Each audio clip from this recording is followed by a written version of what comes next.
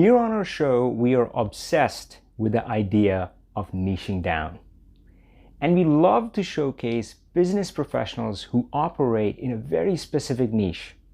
And today we're speaking with Alan Creedy, whose focus is to serve the funeral home industry. We believe that there is value in niching down and choosing to serve a very specific need or an audience. It helps you build deeper relationships with your customers, understand their needs, and serve them better. And all of that can also be very good for your business. As they say, the riches are in the niches. We talk about all of that and more with Alan Creedy, who shares his deep knowledge about his industry, but also profound wisdom that would apply to any business. One of my favorites was how abandonment is the key to renewal in any industry. Enjoy this episode, and if you know or own a business that operates in an interesting niche, just contact me on LinkedIn. You will also find Alan Creedy's business and contact information in the show notes. Enjoy and power on. Welcome to the Power On Show, where we talk Power BI and beyond, sometimes way beyond. But our goal is always to help you create a successful Power BI career and a life of freedom. I'm your host, Avi Singh.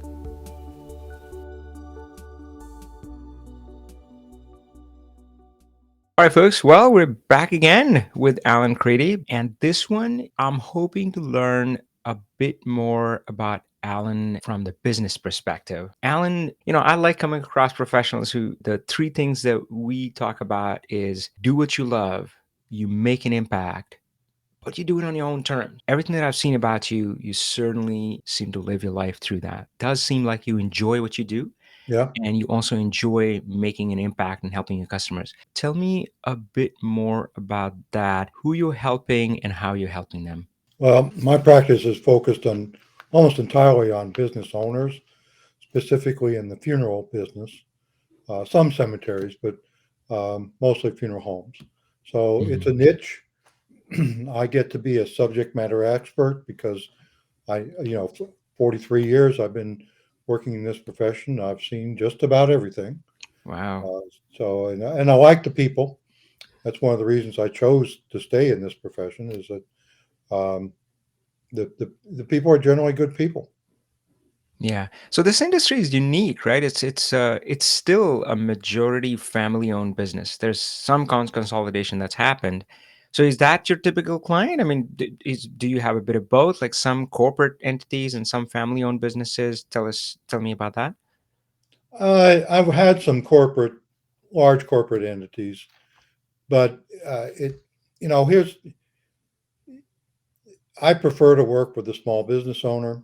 Mm-hmm.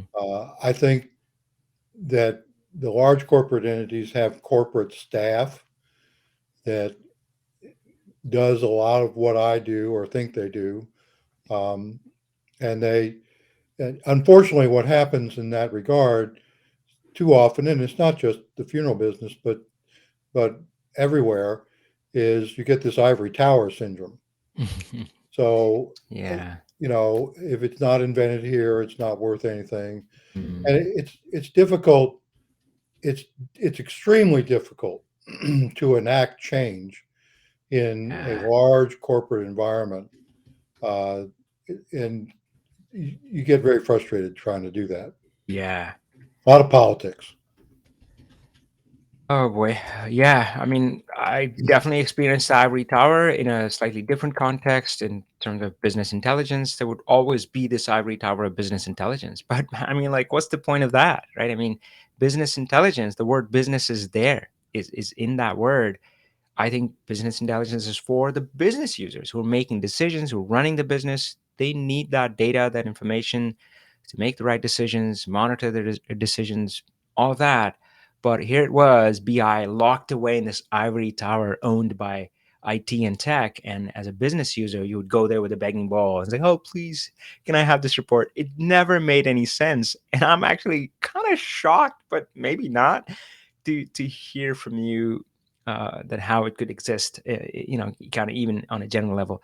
That Well, that it's makes a sense. it's a two-edged sword, Avi. Hmm. It's, you have people you have people who are very data oriented. Uh, the challenge I've found, and I think what differentiates me in some degree, is they get consumed by the data and nothing happens. Hmm. And I'm only interested in the data to the extent that it can help Yeah. tell us what we need to do to improve performance. Yeah. That makes sense. I love that. It's kind of like, let's put the horse before the cart, not Well, the cart before the horse, right? what, Yeah. whatever. And as we talked in our last conversation, the data has to mean something to the end user. Hmm. You can create a cloud of Yeah. visualizations, and the end users feels obligated because they'll feel stupid if they don't, um, to ooh and ah about it. But when the meeting's over, they just go back to what they were doing. Man, that's so well said. And I'm not sure if you're a Simon Sinek fan. I certainly am. Oh, Famous I TED am. Yes. speaker, author. And he specifically talked about one of his video, I think it was titled like Be the Idiot. And he talked about his experience where he was in a meeting and this fancy consultant was doing this fancy presentation in front of the whole board. And he goes through that. And then Simon Sinek, a bit hesitatingly, says, I didn't understand what you said. And then as the conversation went on, a lot of other board members, kind of raised their hands like, yeah, that didn't make sense. I don't know. Right.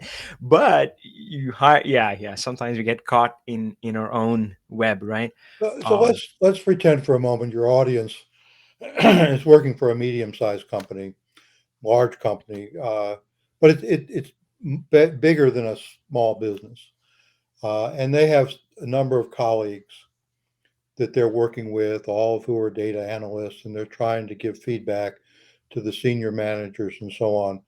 Um, Strategically, if I were one of them, it would hmm, be my personal goal to be the one that the senior executives always asked for hmm, because they understood what I was telling them. yeah. And that would make it incumbent upon me to um, find ways to use the data and the visualizations as a communication source to help them make decisions. Hmm. All right. Yeah. Yeah.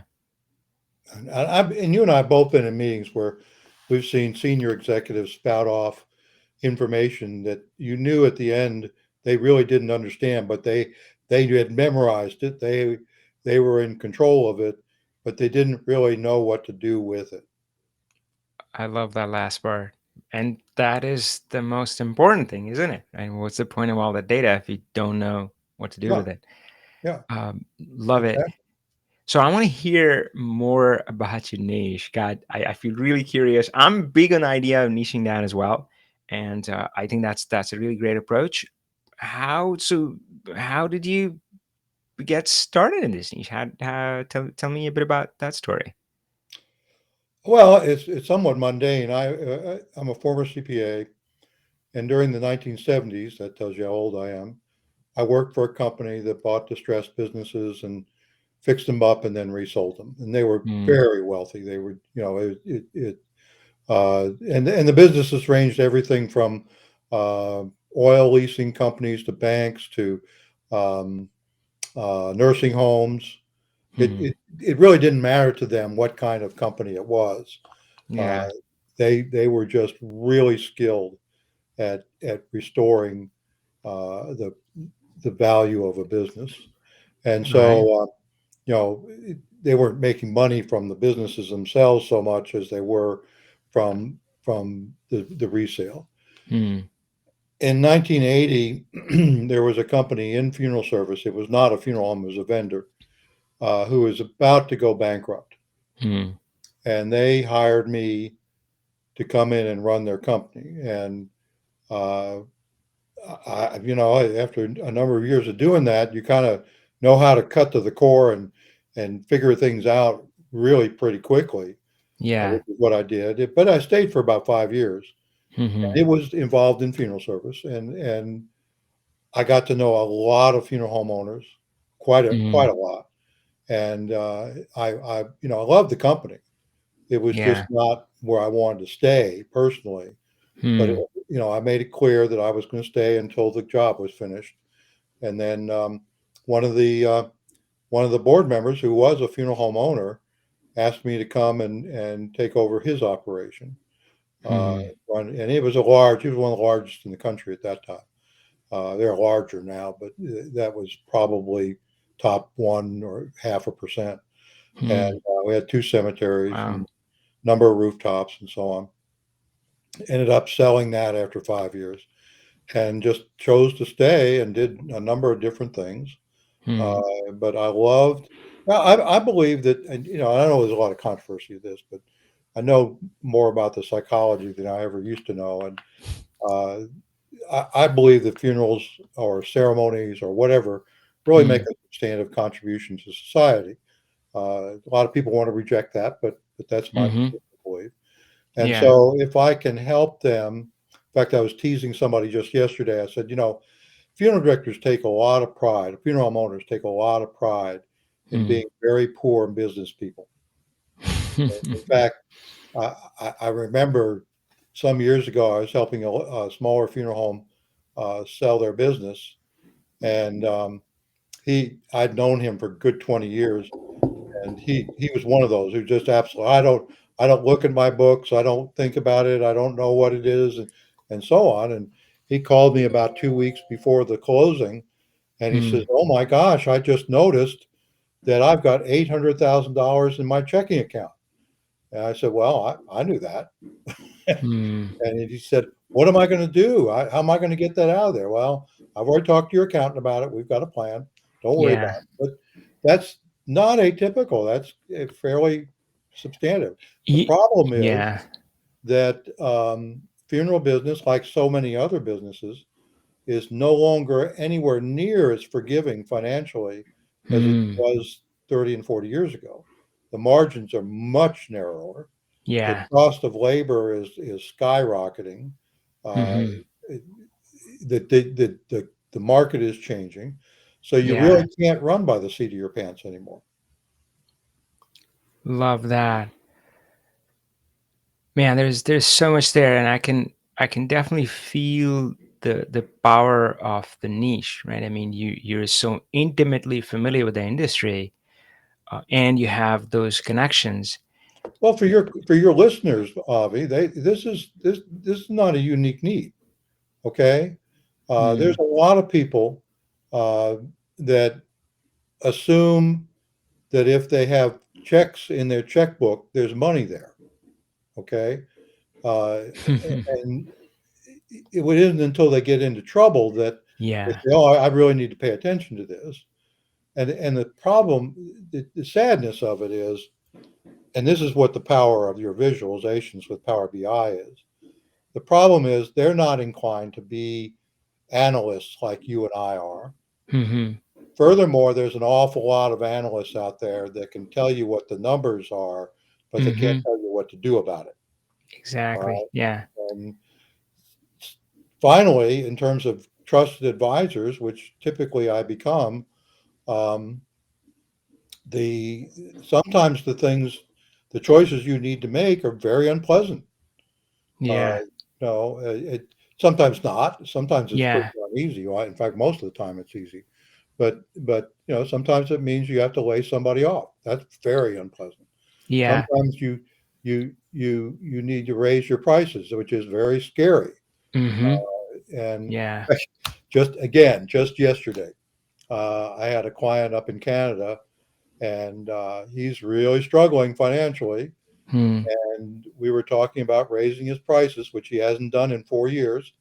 And I told him about another client of mine that was extremely reluctant Hmm. to raise his prices. And I said, what we did, finally, he had to raise his prices $1,000. Hmm. So I told him, you need to do it $250 a quarter. That you'll feel Yeah. comfortable with that. And that's what he Yeah, did. Well, sure enough, I got an email not an hour after I got off the phone saying that that was a great idea and that's what he was going to do. that's So terrific. he was really pushing back on raising his prices.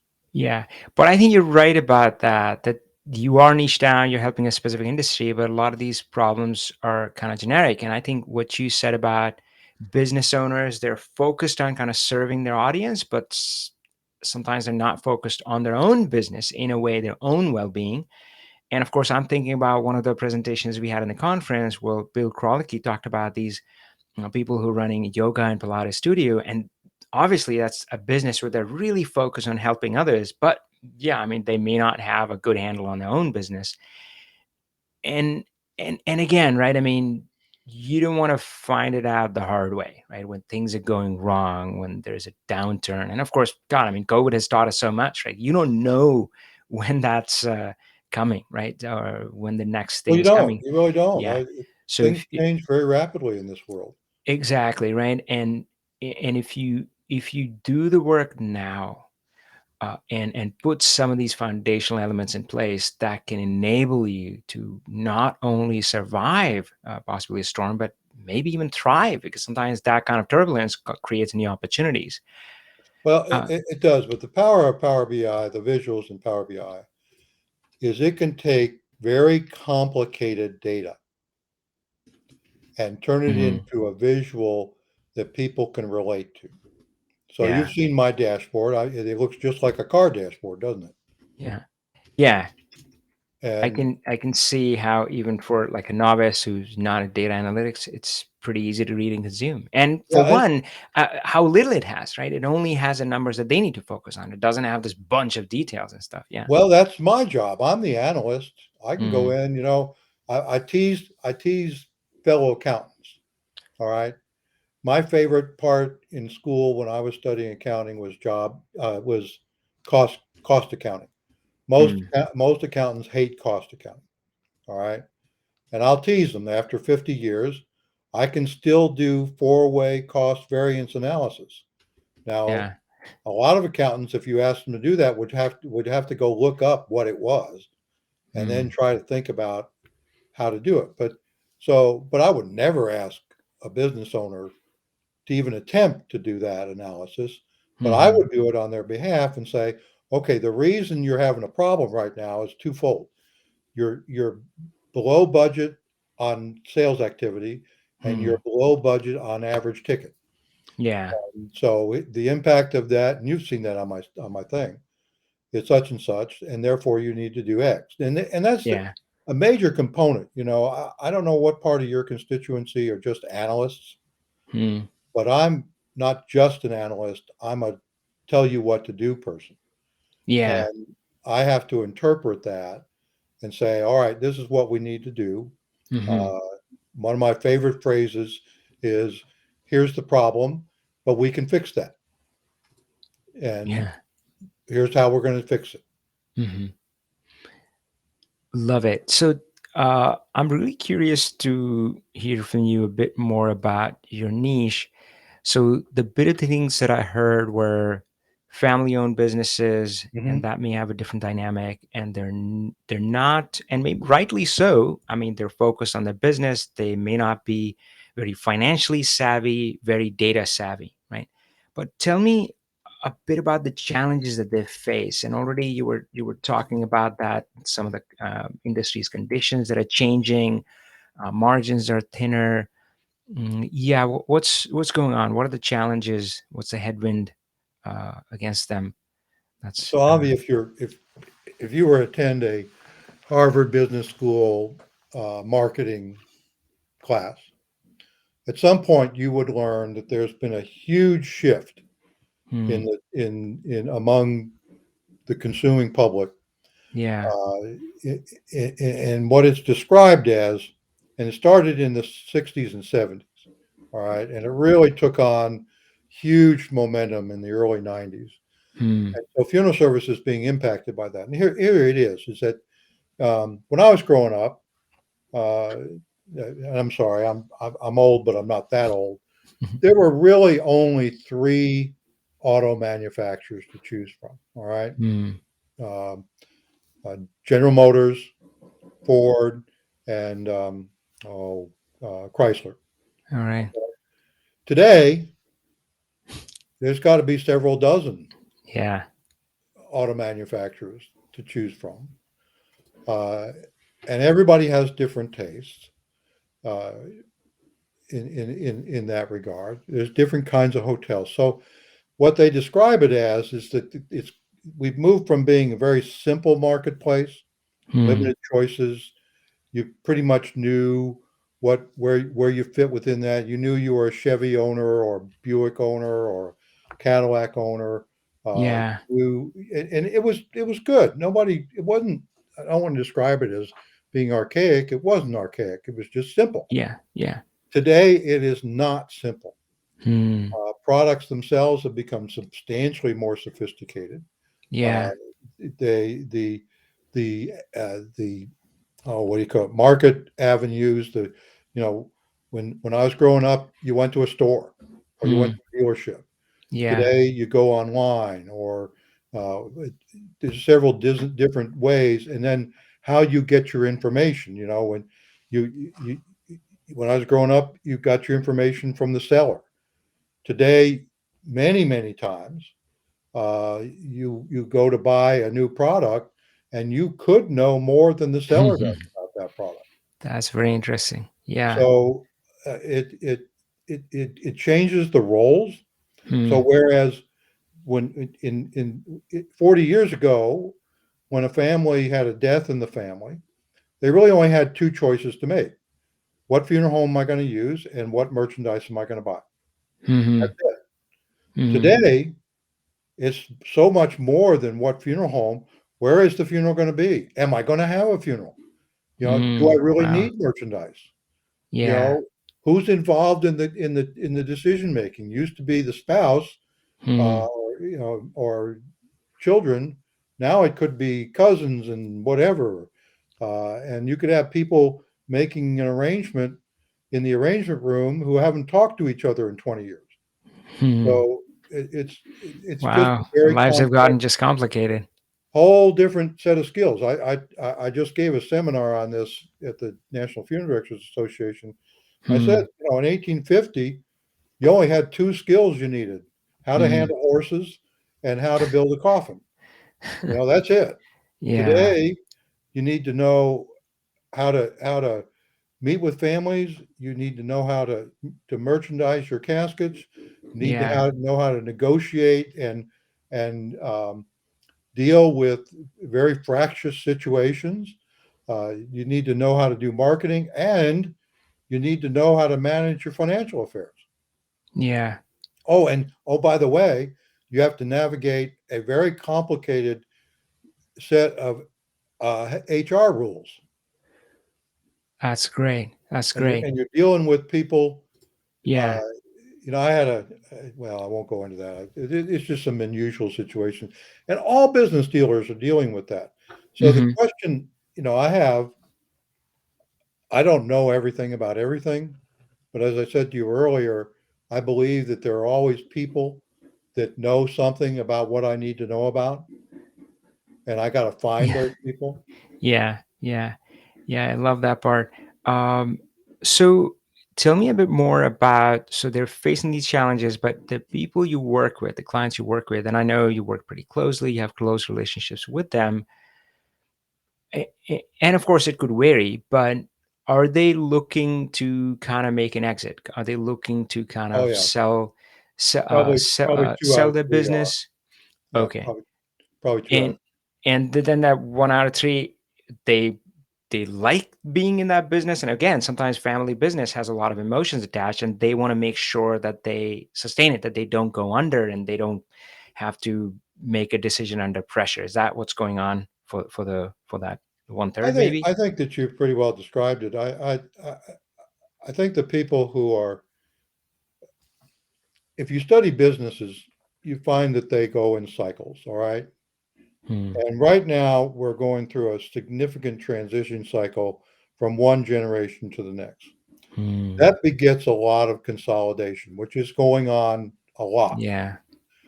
At the same time, though, and this was not this was rare when I started 40 years ago. Hmm. But at the same time, you have a number of startups, people who have just gone out and said, I'm just going to do this on my own. And some of them have become very successful. Hmm. And I'll tell you why they're successful, because they're not weary, tired out, and giving Yeah. up. Well, that's great. I mean, it's funny because I wouldn't think of this an industry where there would be innovation, which now I'm feeling silly because every industry can have innovation. But I think that's a great sign in a way that, yeah, there Well, it are is. new players stepping in. But You have to be movement of careful with transition, yeah. innovation. You have to be Mm, careful with innovation. And uh, I learned this the hard way. If you're innovating in a way that's simply driving the same thing you've always been driving. mm, So, for instance, in the funeral business, if your innovation is geared to getting the population to rediscover caskets and cemetery burials, you're mm, probably going to fail. mm, And that's where a lot of innovation goes in this profession.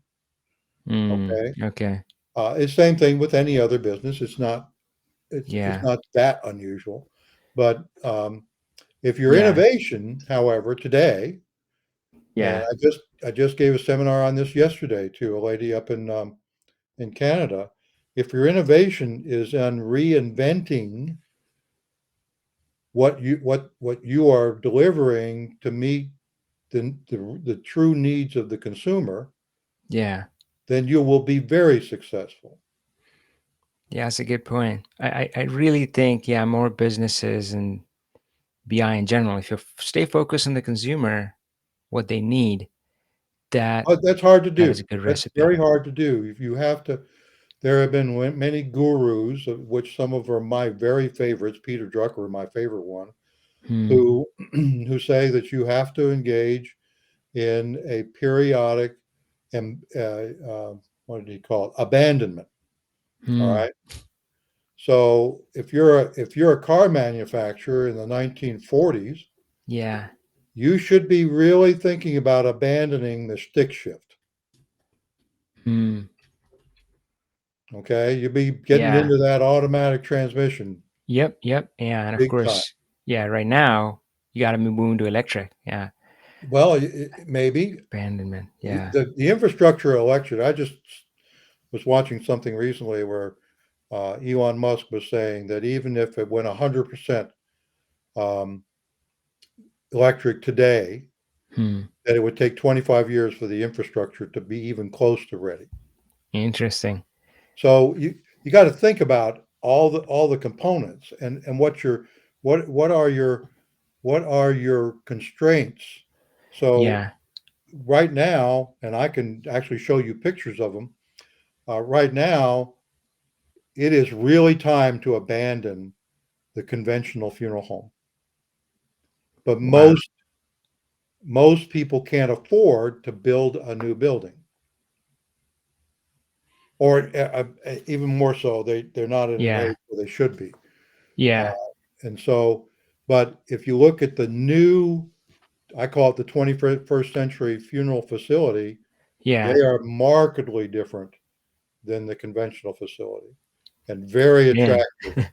I don't think Very, I couldn't have imagined me saying that a few days ago, but man, I feel like I want to tour some of the facilities, some of the more traditional ones and some of the new ones, and kind of yeah, notice all the difference. That yeah, would be exciting. But I loved last time you had introduced us to a term, beautiful term that I like. I think it was appreciative inquiry, and this yes, time you talked about abandonment. And I'm thinking about, I think the history is littered with examples of companies who didn't follow that rule. And the yeah. biggest one that comes to mind is IBM. I mean, they had it right there. They were the kings, they were the leaders. But here come the microcomputers, and I think it's like abandonment is or not doing that is driven by fear, because IBM wanted to hold on to their business.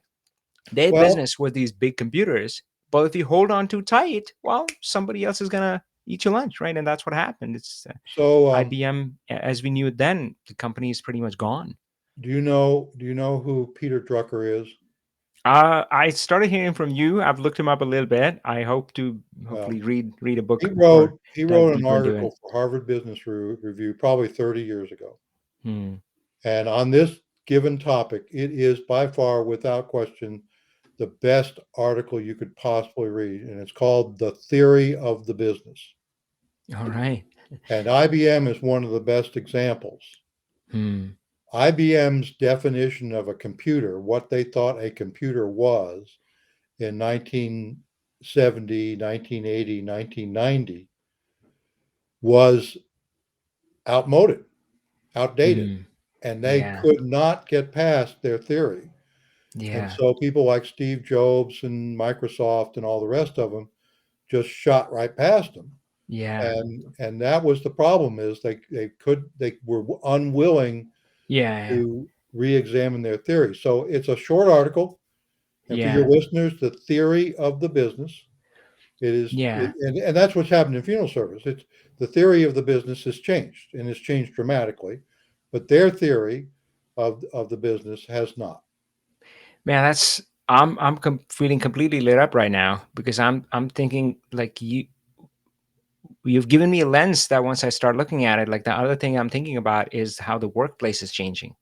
Yeah. So we run this program sometimes we're talking to people who are full-time employees, sometimes they're consultants, sometimes they want to be consultants, and I've often found myself saying that, hey guys, the line between employee and a consultant is getting very blurry, right? Because if you're an employee, if you are kind of that old school employee, which you put your head down and, oh, I'm just going to do my work, well, guess what? You're not going to be successful, right? And you got to be kind of what they say, a CEO of your own business. No matter if you're a full-time employee, 9 to 5, or a business, you're still in the business of you, and you got to promote that. You got to do all of that, and yeah, so that's the shift that's happening. And if people are not open to abandoning that old mindset, well, do so at your own risk. Well, to that point, Avi, I have to tell your audience that I have discussed, the way I'm wired, I do better working for myself. That's Hmm. me. Yeah. But if you think about it and your audience thinks about it, including being introspective, most people in the world cannot really function without supervision. It's just the Hmm. way it is. It's not they're bad people. They're not Yeah. dumber than anybody else. They just need supervision. And is that bad? I really don't think so. I honestly Hmm. don't think so. Yeah. Yeah. But if you are inclined to being independent, and that, it took me many years to figure that out about myself, Hmm. then you're so much better off being on your own. And here, you say, I enjoy my work. Okay. Yeah. Well, one of the things I enjoy about my work is I don't have to take everybody and I don't have to keep everybody. So if I Hmm. were an employee and I concluded that we're working with a client that A, really can't help, B, really doesn't want help, and Yeah. C, we're not being productive for, I wouldn't have no choice but to keep working for that client and be miserable. Yes. But as an independent owner, I can Yeah. say, this isn't working Yeah. and it's not a good fit, whatever it might be. And Hmm. the only person that has to pay the piper is me. So, Yeah. and to me, that's extremely freeing. And the reason for that is that I've learned that as I gotten older that I am not emotionally equipped Hmm. to work with people who don't want to get better. I Yeah. can't do it. Yeah. Yeah. Who are digging in, who are trying to do everything they can to kind of oppose you, and of course in the passive aggressive way. That's what. Yeah, man. Passive When I. aggressive, but you can see the signs. I'm thinking of a guy I worked with several years ago who's told people he's unhappy that I left, but in we gave him a specific list of things that would have made a huge impact on his Hmm. business. They Hmm. were not costly. He Hmm. has done none of them. Yeah. Not one single one. Not Yeah. a thing. Yet, every opportunity he has to whine and complain about his circumstances, he takes it. Yeah. I can't do that. But if I was an employee, I Yeah. might not have that option. Yeah, I remember we were having another one of these interviews, and the guest, Rob Wolf, we talked about freedom, and he talked about freedom to help others.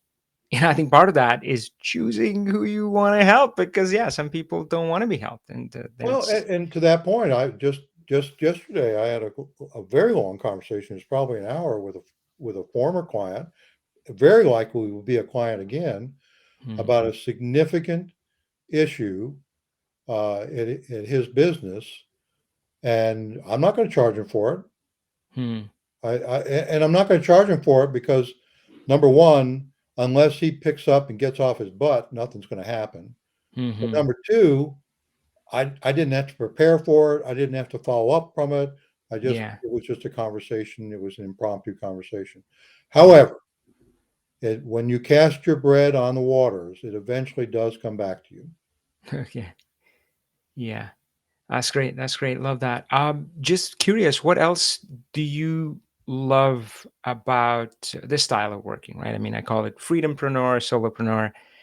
But yeah, where you're in control. And yeah, it can be scary. It's not for everybody.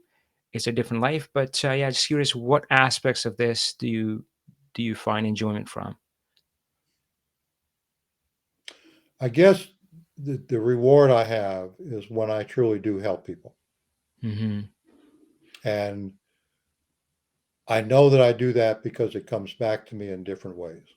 I got a Indeed. new client last week and he said, I called you. I know who the other people are in the profession. He says, I called you because so and so told me you were the guy that would be able to work with me. And he said, I see what he means, and I'm glad I called you.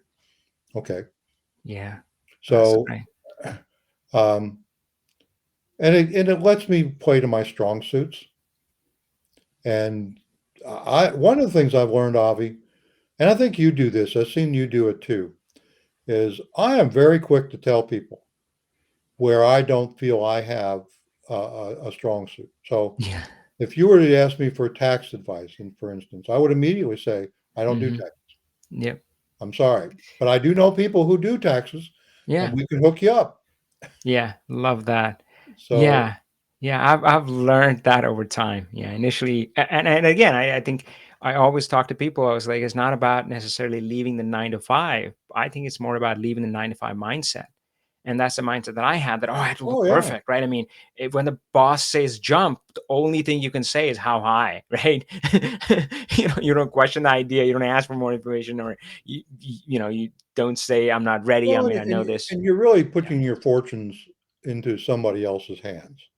All right. Yeah. Now, that Yeah. sometimes that's a pretty safe bet, but you and I are old enough, both old enough, to have seen many instances Yeah. where somebody poured their heart out at a company, and Yes. executives of that company made poor decisions, and you lost your job, or Yep. You would be uh, blamed you were for it. Yeah.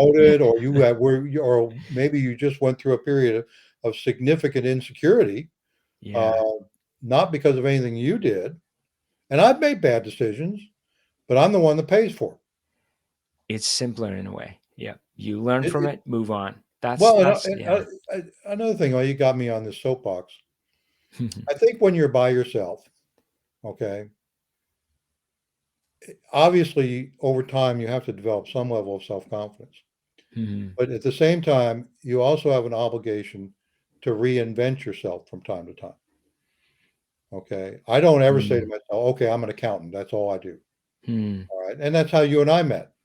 I was struggling Yeah. with my problem was how can I communicate financial data Hmm. to people, to non financial people in a way that they can get it. Yeah. All right. I obviously can't do it with a financial statement. Hmm. That's over and done with. We just need to get past that. I Yeah. can't give them a fire hose worth of data Mhm. and expect them to comprehend it. Oh, wait a minute. I can give them a dial and a graph, and Yeah. then I can walk through it with them. And yeah, I can even hold their hand for a year or two so that they can figure it out. Yeah. Yeah. Um, That's great. So the hey, that's reinventing. I mean, I yeah. Love that, and I think it goes back to the abandonment thing that you mentioned earlier. So, yep. So abandonment in one way is renewal, or perhaps the only path to renewal. You have to let go of something to make space for something new. I think they go hand in hand. That's beautiful. And you have to be a learner. So I learn by Mm, reading. yeah. Occasionally, I learn by attending seminars. Attended your online seminar not too long ago, Hmm. and I went to a meeting once. This has got to be 40 years ago. But I'll never forget it. I know who. I even remember who it was. Hmm. This guy out of Texas, um, but he was a very successful entrepreneur. And one of the comments he made was, "I treat myself," and that's the way he said it, as if it was a gift.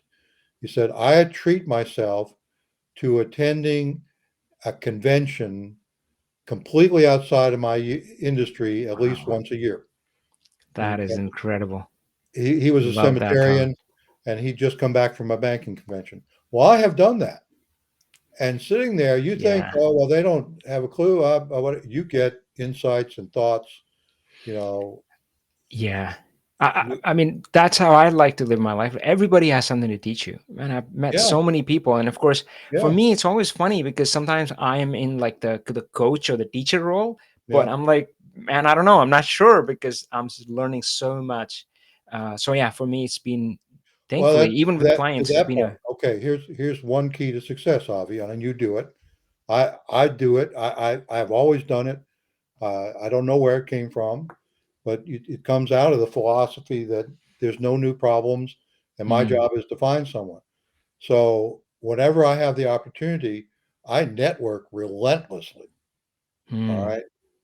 It doesn't matter whether I'm eating rubber chicken over the noon meal yeah, or I'm wandering the exhibit floor or whatever, yeah, and or the person that's sitting next to me in the hmm, seminar, uh, yeah, whatever it might be. And I think I told you last time, as I said, I learned by reading. yeah, What I've found, especially with non-fiction books, hmm, if if you can find the author and you call them, hmm. 99 times out of 100 they will talk to you. And many times you will have made a friend. That's incredible. That's incredible. Love that. So hey, I want to end on this idea of a fractional professional. Now, of course, Yeah, we've all heard of kind of fractional CFOs, but we were just speaking to Kimberly on an earlier interview, and we were talking about kind of fractional Power BI professional. But of course, I want to hear from you because, in a sense, that's what you are. So I'll say on the face of it, and you can tell me if I'm kind of getting it right, is that most clients that you work with couldn't a afford to have somebody like you with your level of experience full time, and b it wouldn't even make sense because for one they would never keep you busy, like you would be bored out of your mind and probably quit that anyway.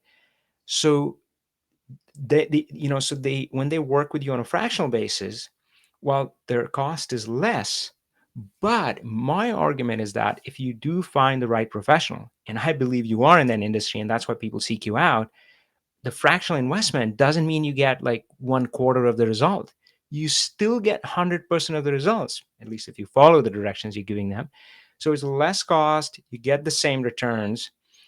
And there was this one other aspect that we talked about, which we felt that we have to do when we step in a fractional role, which is to kind of coach them and mentor them. Sometimes it's your client, sometimes it's somebody on their staff. So I want to hear from you. Has that kind of been your experience when you're working with your clients on a fractional basis? very much so. First of all, if you were to suggest that I'm a fractional expert on Power BI, my response is going to be, I know somebody. Yeah, okay. Yeah. But Uh, but funeral home consulting, if they help with their business, but like, hey, here's what Power BI you're the one to call. Yeah. here's what Power BI does. It now enables you to do deep analysis one time and then update it as often as you want. Okay. Yeah.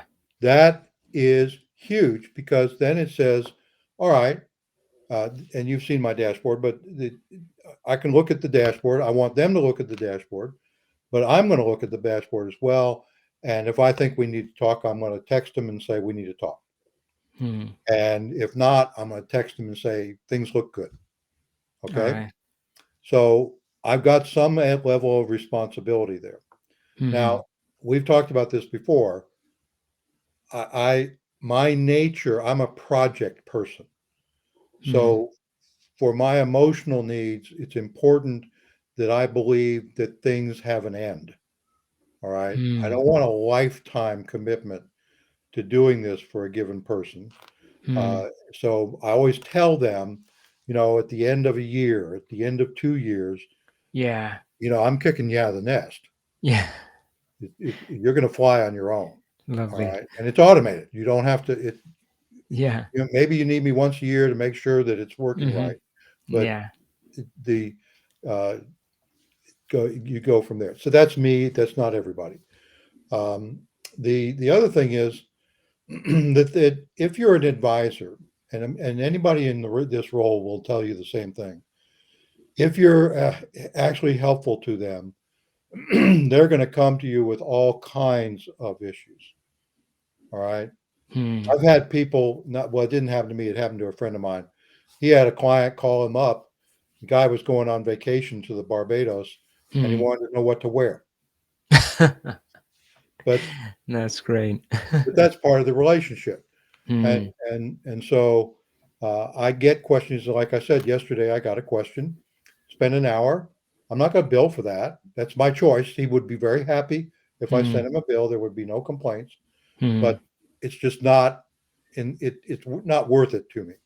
Yeah. So you get into that type of thing, and in many cases, other work appears. All right. Yeah. Now, having said that to you, the reason other work appears for me, and we have not discussed this, is that because of my background and experience, I have more than a financial expertise. I'm Hmm. accredited, for instance, with human synergistics to do culture analysis, leadership analysis, and management analysis. And it is extremely granular. You think you Hmm. get excited about Power BI. Hmm. This is like, man, you're under a microscope. Uh, Exciting. I'm accredited to do that. Now, do I do it very often? No. Do I use those skills often? Yeah, I do. I really do. That's very interesting. I give you an example. Hmm. Um, this client of mine has an employee who is constantly overworked and oppressed and angry. Okay, constantly. And he has done everything in his power to lighten their workload, to offer to bring in additional help, et cetera, et cetera, and they Hmm. won't accept it. Hmm. And finally, I said to him, I said, well, number one, she's getting something out of it. Okay. There's something rewarding in her behavior. Hmm. Number one. Number two, uh, it doesn't have to be that way, and it doesn't have to be that way. Yeah. And so maybe it's time for you to confront them and say, you either need to lighten up, Yeah. or we're going to bring somebody else in here and help you. Yeah. I mean, that is so beautiful. And I think that's a great note to end things on because that's kind of what I've discovered going on my Power BI journey as well. The more deeper I've gotten into Power BI or tech in general, the more I found out that it's about people. And if you don't manage that aspect, Well, it's you're a not good going to point. Let's make end much it on this headway. note. Let's end it on this note. Going back to my hero, Peter Drucker. Hmm. All right. Peter Drucker drew a distinction, a very powerful distinction between production workers and knowledge workers. Hmm. Production workers, when they leave the job, they leave their tools at the factory. Knowledge Ooh, workers take their tools home. Okay. that's And he beautiful. pointed out that you cannot successfully manage knowledge workers the way you manage production workers. And again, that's an article. I think the Yeah. article's name is "They're not workers, they're people" or something like that. Mm-hmm. It's very profound insight. And I would Yeah, think that almost all of your constituents are yeah, knowledge workers. pretty And much. his Yeah. his distinction on how you manage a knowledge worker, well, there's a great video someplace on the internet, and I'll see if I can find it for you. All right. Um, it's about some breakthrough technology, and Yeah. I can't give you the names. You would probably recognize them. I think Red Hat might be one of them, but Mm-hmm. it's some breakthrough technologies that came about by the independent collaborative effort of volunteers all over the world who Yeah. just wanted to do it because they wanted to do it. Yeah. Yeah. No, that's beautiful. Thanks for sharing that. And maybe I'm seeing it with kind of my own lens, but for me, the message that I'm taking is frankly that of empowerment, which is the idea. So again, you mentioned the article is from the manager's perspective, but I'm thinking from the worker's perspective, and just realize that that's the value that we have. That yeah, we don't leave the tools behind. And I've gone through a layoff, and that was a brutal experience. But again, if I had this lens, then maybe I wouldn't have been so traumatized because, like, man, they can take my job, Yeah. but I have my tools with me, and I think that's a great shift that's happening now. Well, And let me talk about yeah. empowerment Mm-hmm. because people misunderstand that.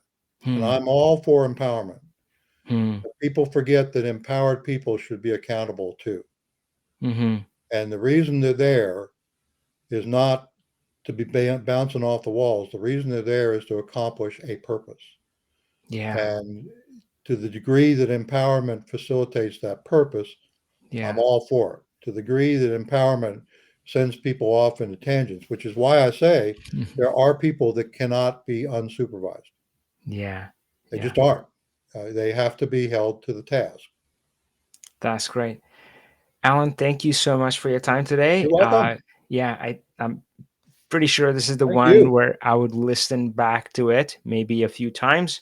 But yeah, thanks so much for sharing your journey, sharing your outlook on the business, and yeah, all the lessons along the way.